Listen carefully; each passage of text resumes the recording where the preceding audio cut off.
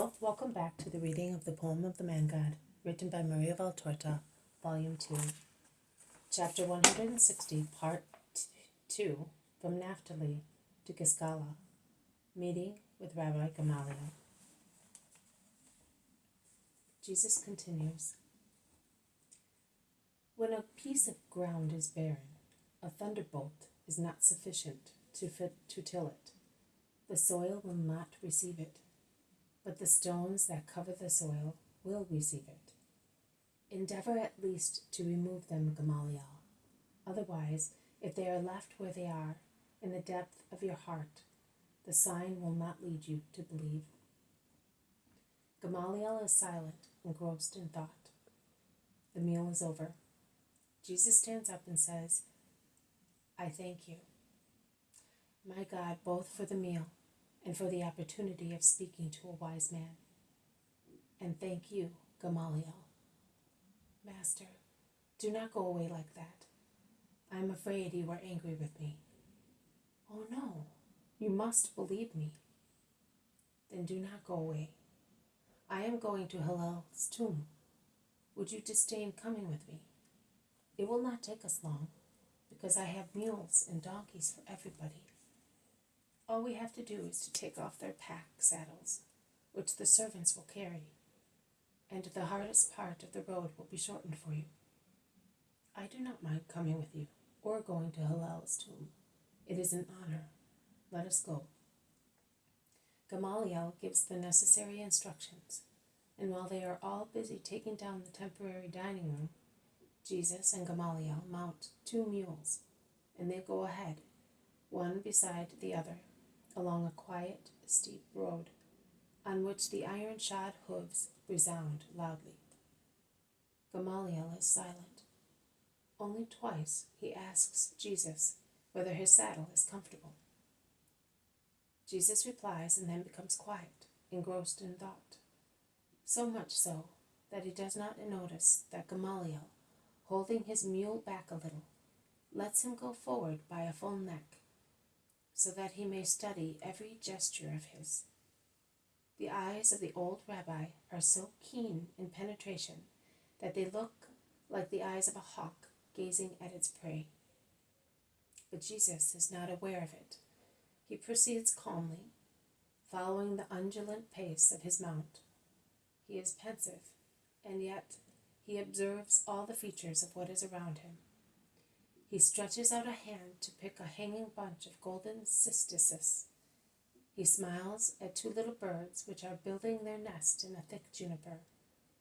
He stops the mule to listen to a black cat, and as a blessing he nods assent to the anxious cry by which a wild dove urges her mate to work.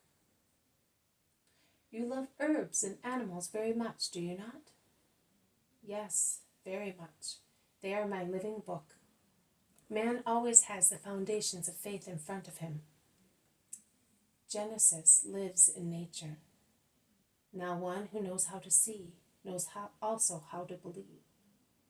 This flower, so sweet in its scent, and in the substance of its pendulous corollas, and in such a contrast with its thorny juniper, and with that furzy, how could it have been made by itself?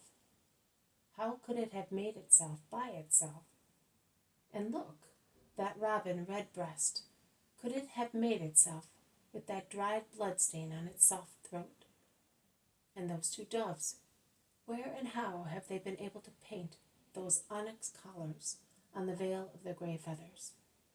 And over there, those 2 butterflies, a black one with large gold and ruby rings, while the other with blue stripes, where they have found the gems and ribbons for their wings.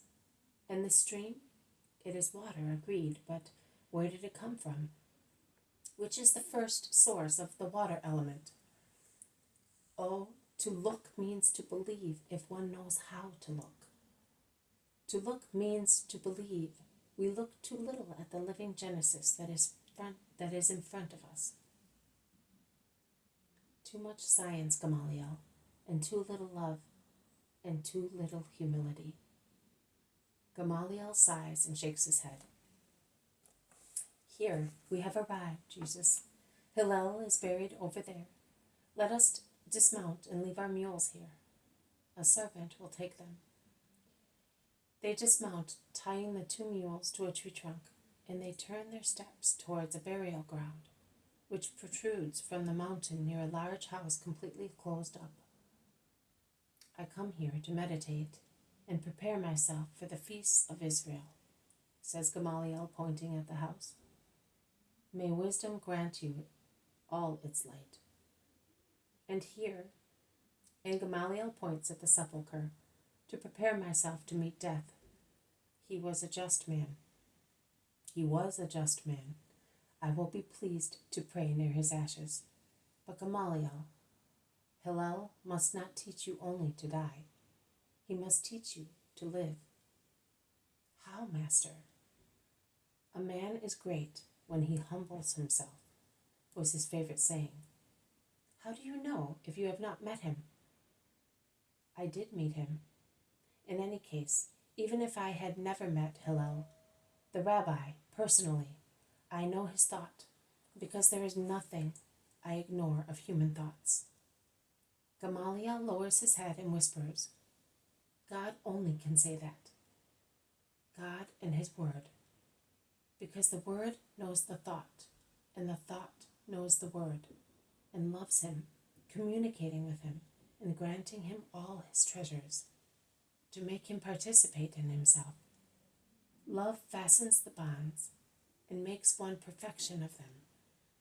It is the Trinity that loves itself, is divinely formed, generates, proceeds, and is completed.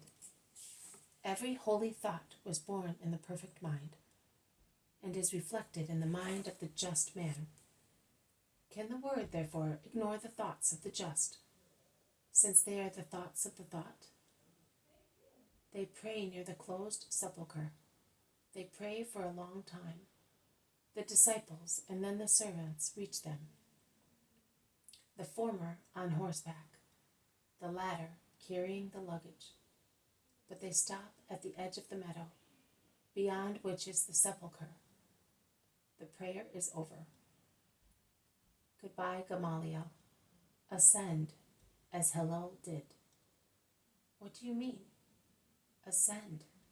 He is ahead of you because he knew how to believe more humbly than you. Peace be with you. This has been a reading from the poem of the Man God, written by Maria Valtorta, Volume 2, Chapter 160, Part 2, From Naphtali to Giscala, Meeting with Rabbi Gamaliel. Thank you for listening. I will see you tomorrow. May God bless you, and may peace be with you.